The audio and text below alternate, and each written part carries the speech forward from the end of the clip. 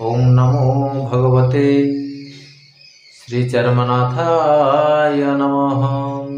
विशाल विश्वस्य निदान बीजं वरं वरेण्यं विधि विष्णु सर्वे वसुंधरा वरिविमन्नवह्नि वायुस्वरूपं प्रणवं विवन्दे। सप्रेम गुरुस्वामी प्रणाम। आमे 15 नंबर वीडियो जानी जे प्रकृत में ब्रह्मा विष्णु शिव भी स्वयं ब्रह्मंकर शिष्य जड़े ही गुरु नारायण। आ सब कली रे विभिन्न भंड गुरु माने आसी निजुकु भगवान सजाउछंती। एक कथा 15 नंबर वीडियो रे आमे जानी। आज आमे जानिबा सारा विश्व ब्रह्मांड रे जिते यज्ञ सत्संग पूजा विधि तप जहाँ सब हेउछि से कौन सबू स्वयं ब्रह्म को पाखक जाउछि। सतरे कौन से ब्रह्मपुरुष नारायण पुरुष पाउछंती ना पाउना। से नवनिर्खंड शिवकल्प अच्युतानंद महापुरुषंकर मालिकारु आपण पाखरे उन्मोचन करिवे। से नवनिर्खंड शिवकल्पर व्याख्या दैछन्ति अच्युतानंद महापुरुष। नाना देवंकर मेला उपजीव कामनारे मन मत नाम ब्रह्मयज्ञ साधुए करिवे संपा धरी रखी चित्त। जदि नाना देवंकर मेला उपजीव कौन पाई ना कामना वासना पाई। किए का पुओटे परीक्षा देवाक जाउची कलशटे बसौची कि किछि मनासुची मो पुओ पास करी गले अमुके तो पाखरे घोड़ा हाले देबी कि सुना फासियाटे देबी कि अष्टप्रहरटे करिवि कि यज्ञटे करिवि। सबू कामना वासना। घरटे छात पड़े भी से भाया हो। रोग क्रोध दूर करिया गले भी सेमती समस्ते मनासुचंती।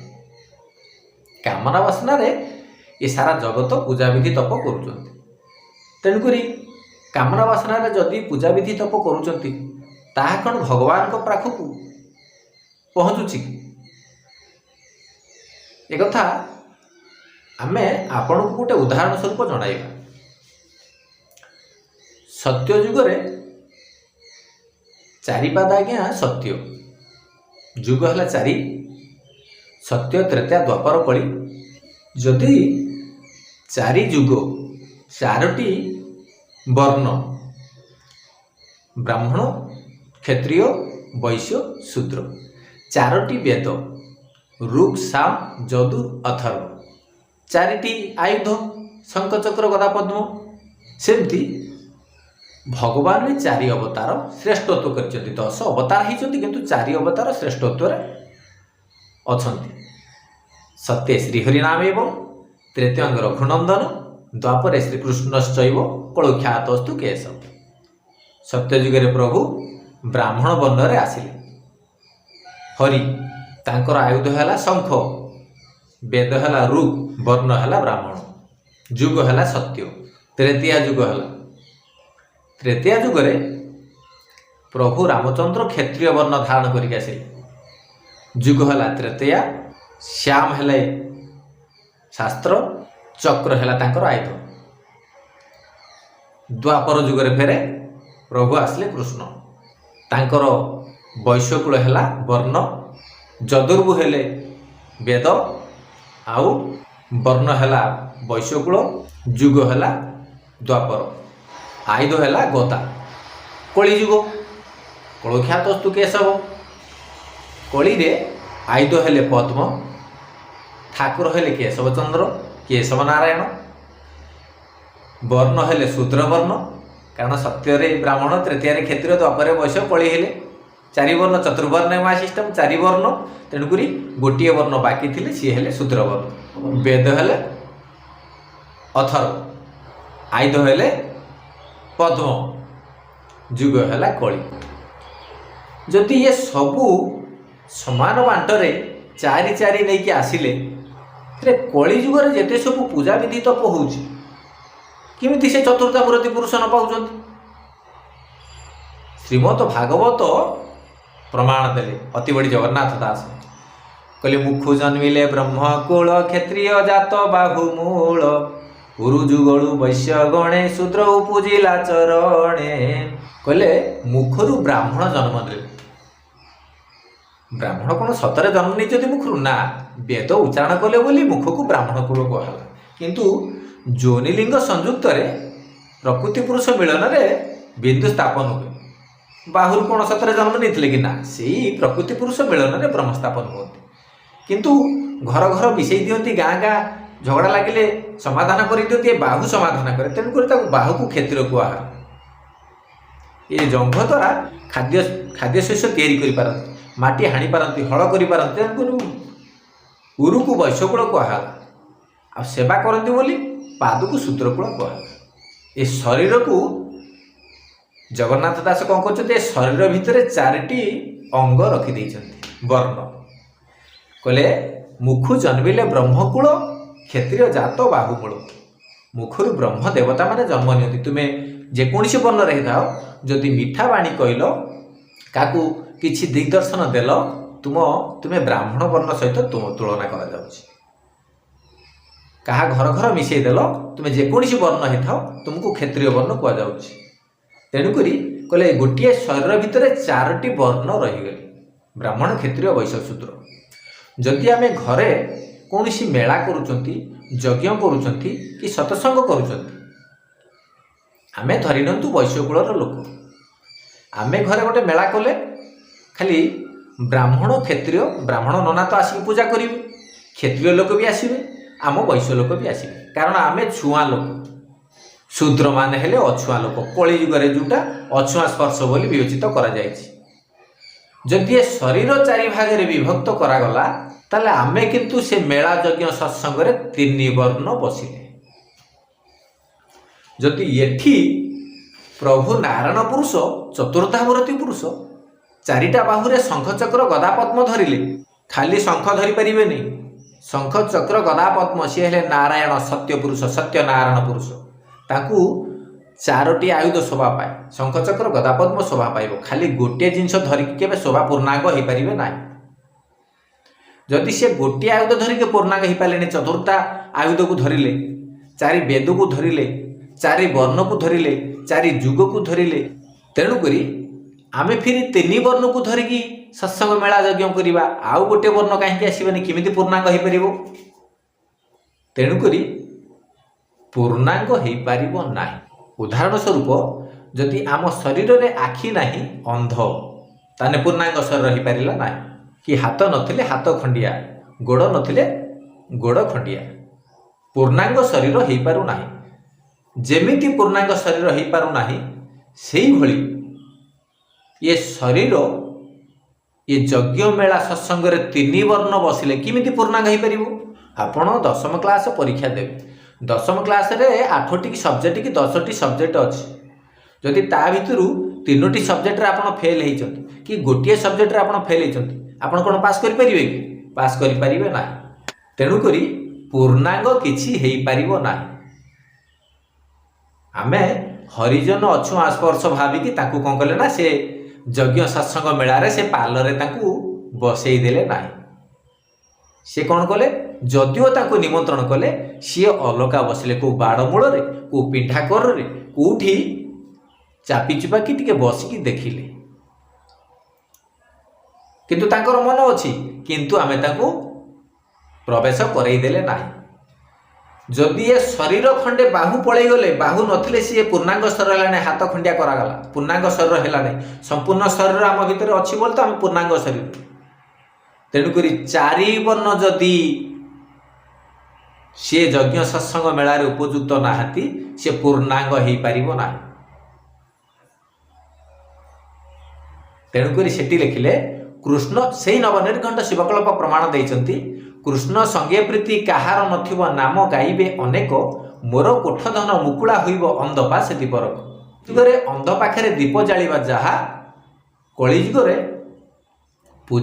ପୂଜାବିଧି ତପ ଯଜ୍ଞ ସତ୍ସଙ୍ଗ କରିବା ସେଇଆ। ସମସ୍ତେ ନିଜର କାମନା ବାସନା ପାଇଁ, ନିଜର ମନ ମୁତାବକ ଇଚ୍ଛା ପୂରଣ କରିବା ପାଇଁ ସମସ୍ତେ ମନାସନ୍ତି, ମୁଁ ଅଷ୍ଟପ୍ରହରଟେ କରିବି, ମେଳାଟେ କରିବି, କି ଯଜ୍ଞ କରିବି, କି ସତ୍ସଙ୍ଗ କରିବି। ସେଥିପାଇଁ ନବନିର୍ଘଣ୍ଟ ଶିବକଳ୍ପ କହିଲେ, ନାନା ଦେବଙ୍କର ମେଳା ଉପୁଜିବ କାମନାରେ ମନମତ, ନାମ ବ୍ରହ୍ମଯଜ୍ଞ ସାଧୁଏ କରିବେ ସମ୍ପାଦରେ ରଖିଚିତ। स्वयं साधु माने से जगतर मंगल कामना पाई करती। आगे लोक को खुआती। प्रकृत में जो माने साधु आगे लोक को खुआइबे तांकरी मुखर खोईथिबा अन्न को सी निजे खाइबे। प्रकृत में जे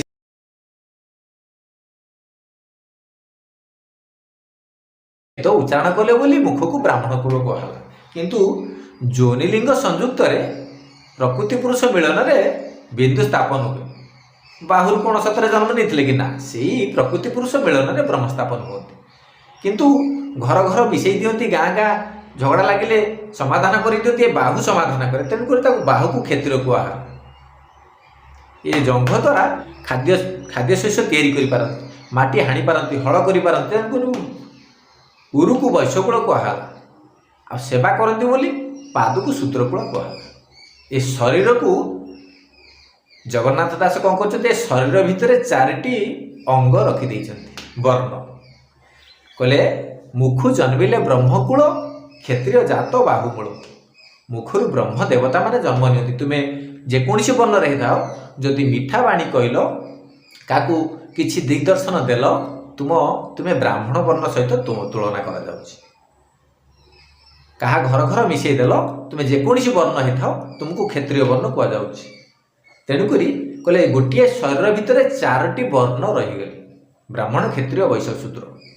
जदि आम घरे कौन सी मेला करुँच यज्ञ करुँच कि सत्संग करुँच, आम धरी नियंतु वैश्यकूलर लोक आम घरे गोटे मेला कले खाली ब्राह्मण क्षत्रिय ब्राह्मण नना तो आसिक पूजा करेंगे, क्षत्रिय लोक भी आसवे, आम वैश्य लोक भी आसवे। कारण आम छुआ लोक, शूद्र माने हेले अछुआ लोक। कली जुगरे जोटा अछुआ स्पर्श बोली विवेचित करा जायछि। जदि ये शरीर 4 भाग विभक्त करागला ताले आमे किंतु से मेला यज्ञ सत्संग 3 वर्ण बसिले। जदि येठी प्रभु नारायण पुरुष चतुर्थामूर्ति पुरुष 4टा बाहुरे शंख चक्र गदा पद्म धरिले, खाली शंख धरी पारिबे नहीं, शंख चक्र गदा पद्म सी हेले नारायण सत्य पुरुष, सत्य नारायण पुरुष। ताकू 4टी आयुध शोभा पाए, शंख चक्र गदा पद्म शोभा पाइब। खाली गोटे जिनस धरिक केबे शोभा पूर्णांग हो पारिबे नाही। जदि से गोटे आयुध धरिक पूर्णांग हो पारे, चतुर्था आयुध को धरिले, 4 वेद को धरिले, 4 वर्ण को धरिले, 4 जुग को धरिले। तेणुकरी आमे फिर 3 वर्ण को धरिकी सत्संग मेला यज्ञ करवा, आउ गोटे वर्ण कहीं आसबनी, केमिति पूर्णांग हो पारिबो? तेणुकरी पूर्णांग हो पारिबो नाही। उदाहरण स्वरूप जदि आम शरीर में आखि नहीं अंध ताने पूर्णांग शरीर हो पारा ना, कि हाथ नथिले हाथ खंडिया, गोड़ नथिले गोड़ खंडिया, पूर्णांग शरीर हो पारु नाही। जेमिति पूर्णांग शरीर हो पारु नाही सेही भली ये शरीर ये यज्ञ मेला सत्संग 3 वर्ण बसिले किमिति पूर्णांग हो पारिबो? आपण 10वीं क्लास परीक्षा देवे, 10वीं क्लास रे 8टी सब्जेक्ट कि 10टी सब्जेक्ट अच्छी। जदि ता भितर 3टी सब्जेक्ट आपण फेल होइछंती कि गोटे सब्जेक्ट रे आपण फेल होइछंती, आपण कोन पास करि परिबे कि? पास करि परिबे नाही। तेणु करी पूर्णांग किछि हेइ परिबो नाही। आमे हरिजन अछु आस्पर्श भाविकी ताकू कोन कले ना, से यज्ञ सत्संग मेला रे से पालरे ताकू बसई देले नाही। से कौन कले, जदिओ ताको निमंत्रण कले सी अलगा बसिले, को बाड़ मूल रे, को पिंठा कर रे, कोठी चापी चुपा कि टिके बसिकी देखिले, किंतु तांकर मन अछि, किंतु आमे ताको प्रवेश करई देले नाही। जदि ये शरीर खंडे बाहु पळई गले, बाहु नथिले सी पूर्णांग शरीर हेलाने, हाथ खंडिया करागला, पूर्णांग शरीर हेलाने, संपूर्ण शरीर आम भितर अछि बोल तो आम पूर्णांग शरीर। तेणुक 4 वर्ण जदि सी यज्ञ सत्संग मेला उपयुक्त नाहांती, से पूर्णांग हो पारिबो नाही। तेणुक सेठी लिखिले कृष्ण से नवनिर्घंट शिवकल्प प्रमाण देइचंती, कृष्ण संगे प्रीति काहार नथिब नाम गाइबे अनेक, मोर कोठधन मुकुला होइब अंधपा से दीपरक। जुगरे अंध पाखरे दीप जालिबा जहा, कली जुगरे पूजा विधि तप यज्ञ सत्संग करिबा सेया।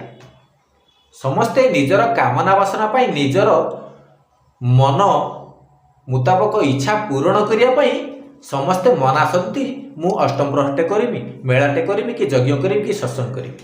ସେଥିପାଇଁ ନବନିର୍ଘଣ୍ଟ ଶିବକଳ୍ପ କହିଲେ ନାନା ଦେବଙ୍କର ମେଳା ଉପୁଜିବ କାମନାରେ ମନ ମତ, ନାମ ବ୍ରହ୍ମଯଜ୍ଞ ସାଧୁଏ କରିବେ ସମ୍ପାଦରେ ରଖିଚିତ। ସ୍ୱୟଂ ସାଧୁମାନେ ସେ ଜଗତର ମଙ୍ଗଳ କାମନା ପାଇଁ କରନ୍ତି।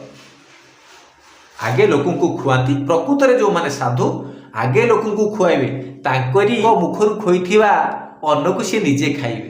ପ୍ରକୃତରେ ଯିଏ ସାଧୁ, ଦରକାର ପଡ଼ିଲେ ଯଦି ସର୍ଟ ପଡ଼ିବ ଖାଦ୍ୟ, ଯେଉଁ ପତ୍ର ଗୁଡ଼ିକୁ ଫିଙ୍ଗିଥିବେ ସେ ପତ୍ରରୁ ସାଉଁଟି ଆଣିକି କିଛି ଖାଇଦେବେ। ସିଏ ଆହୁରି ଅମୃତ ତୁଲ୍ୟ, ସିଏ ଆହୁରି ମହାପ୍ରସାଦ ଯୁକ୍ତ। ପୁରୀରେ ଯେମିତି ବଳିଆର ଭୁଜ ବଡ଼ ଠାକୁର ବଳଭଦ୍ର ଗୋସାଇଁଙ୍କର ମହାପ୍ରସାଦ ତିଆରି ହେଉଛି, ସେଠି କୋଟି କୋଟି ଲୋକମାନଙ୍କର ତୁଣ୍ଡ ଲାଗୁଛି ସେ ମହାପ୍ରସାଦରେ। ସେ ଫେରେ ନିର୍ମାଲ୍ୟ କୈବଲ୍ୟ କଣିକା ହେଉଛି। ସେଇ ଅଇଁଠା, ସେ ଭକ୍ତମାନଙ୍କର ଅଇଁଠା ନିର୍ମାଲ୍ୟ କୈବଲ୍ୟ କଣିକାରେ ପ୍ରଭୁ ମନ୍ଦିର ପ୍ରତିଷ୍ଠା ହେଉଛି, ପ୍ରଭୁ ଦେବସ୍ନାନ ହେଉଛନ୍ତି। ତେଣୁକରି ଏଠି ଆମେ କ'ଣ କଲେ ନା ତିନି ବର୍ଣ୍ଣକୁ ବସେଇଲେ, ଗୋଟିଏ ବର୍ଣ୍ଣକୁ ବସେଇଲେ ନାହିଁ। ତେଣୁକରି ପୂର୍ଣ୍ଣାଙ୍ଗ ଯଜ୍ଞ ହେଲା ନାହିଁ, ତାହା ଭଗବାନଙ୍କୁ ପ୍ରାପ୍ତ ହୋଇପାରିଲା ନାହିଁ, ଭଗବାନ ତାକୁ ପାଇପାରିବେ ନାହିଁ। ତେଣୁକରି ଗର୍ବ ଅହଙ୍କାରରେ ଯଜ୍ଞ ସତ୍ସଙ୍ଗ କରାଗଲା। ପୁଣି ଯଦି ଅଷ୍ଟମ ପ୍ରହରଟେ କଲେ ମୁଁ ଅମୁକେଇ ଏତେ ଦଳ କୀର୍ତ୍ତନ ଦଳିଆକୁ ଆଣିକି ଆମେ ନଚେଇ ପାରିଲେ, ଗର୍ବ। ଏତେ ଲୋକଙ୍କୁ ଆମେ ଖୋଇ ଦେଇ ପାରିଲେ, ଗର୍ବ। ଏତେ ଆଇଟମ କରିକି ଆମେ ପରସି ପାରିଲେ, ଗର୍ବ। ଏତେ ବଡ଼ ଟେଣ୍ଟ ଆଣିକି ଆମେ ସଜେଇ ପାରିଲେ, ସବୁଥିରେ ଗର୍ବ ଅହଙ୍କାର ହିଂସା ଲୋଭ କ୍ରୋଧ ବଶୀଭୂତ ହେଇଗଲା। ତେଣୁକରି ଗର୍ବ ଅହଙ୍କାର ହିଂସା ଲୋଭ କ୍ରୋଧ ଯେଉଁଠି ଅଛି ସେଠି ଭଗବାନଙ୍କର ସ୍ଥାନ ନାହିଁ। କେଉଁଠି ରହିଲା ନା ଯେଉଁ ଲୋକଟି ଅଛୁଆଁ ସ୍ପର୍ଶ ଭାବିକି ଯାହାକୁ ଆମେ ବସେଇ ଦେଇନାହାନ୍ତି ସେ ଯଜ୍ଞ ସତ୍ସଙ୍ଗ ମେଳା ଅଷ୍ଟମ ପ୍ରହରରେ, ସେଇ ଲୋକଙ୍କ ପାଖରେ ଆତଜାତ ହେଉଥିବ। କାହିଁକି ନା ସେ ତା ମନ ବ୍ୟାକୁଳିତ ହେଉଥିବ, ପ୍ରଭୁଙ୍କୁ ମୁଁ ଟିକେ ବସିପାରିଲିନି, ପ୍ରଭୁଙ୍କ ନାମ ଟିକେ ନେଇପାରିଲିନି, ତା ଜାଗାରେ ମୁଁ ଠିକ୍ ଉପଯୁକ୍ତ ସମୟ ଦେଇପାରିଲିନି। କିନ୍ତୁ ତାର ମନଟା ବିଚଳିତ ହେଉଥିବ ବିନା ସ୍ୱାର୍ଥରେ। ତେଣୁକରି ଭଗବାନ ତାରି ଚାରିକାନି ବିରାଜିତ ହେଉଥିବେ, ତା ହୃଦୟରେ ବିରାଜିତ ହେଉଥିବେ, ଭାବର ଠାକୁର ସିଏ। ତେଣୁ ସେଥିପାଇଁ କହିଲେ ଏସବୁ କାମନା ବାସନା ଯୁକ୍ତ ଯଜ୍ଞ ମେଳା ଆଉ ସତ୍ସଙ୍ଗ ହେଉଥିବ, ଉପଯୁକ୍ତ ମେଳା ହେଇପାରିବ ନାହିଁ। ତେଣୁକରି ସେଇ କିଛି ନା କିଛି ଲୋକ ଏ ଜଗତରେ ଧର୍ମପରାୟଣ ଲୋକ ଅଛନ୍ତି ବୋଲି ତାଙ୍କ ପାଖରେ ଛୁଆଁ ଛୁଇଁ ଭେଦ ଭାବ ଉଚ୍ଚ ନିଚ ଗର୍ବ ଅହଙ୍କାର କିଛି ନାହିଁ। ଦେଖିଲେ ସେ ଲୋକଟି ଉପାସ ରହୁଛି, ଦୁଇଟା ଚାଉଳ ନେଇଯିବ କି ଭଲ ମନ୍ଦ କ'ଣ ଦୁଇଟା ନେଇଯିବ, ତାକୁ ଦେଇଦେବ। ସିଏ ଆମ ଭିତରେ କିଛି ଫରକ ନାହିଁ। ଯେମିତି ମଣିଷ ନର ମାନବ ଲୋକ ମନୁଷ୍ୟ ଭିତରେ ବିଭିନ୍ନ ପ୍ରକାର ଆକାଶ ପାତଳ ଫରକ ଅଛି।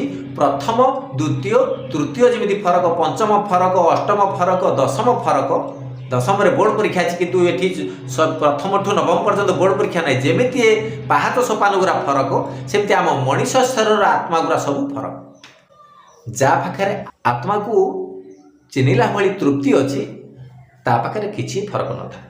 ସେଇଭଳି ପିତାମାତାଙ୍କ ମିଳନରେ ଜଣେ ବିନ୍ଦୁ ସ୍ଥାପନ ହେଲେ, ବ୍ରହ୍ମବିନ୍ଦୁ, ତାର ଜନ୍ମଦିନ ସେଇଦିନ, କିନ୍ତୁ 10 ମାସ 10 ଦିନ ପରେ କି 9 ମାସ କି 8 ମାସ ପରେ ପିଲାଟି ଯେତେବେଳେ ଜନ୍ମ ହେଉଛି ତାର ଜନ୍ମଦିନ ପାଳନ କରାଯାଉଛି। କିନ୍ତୁ ପ୍ରକୃତରେ କେହି ଜାଣିନାହାନ୍ତି ତାର ବିନ୍ଦୁ ସ୍ଥାପନ କେଉଁ ଦିନ ହେଲା।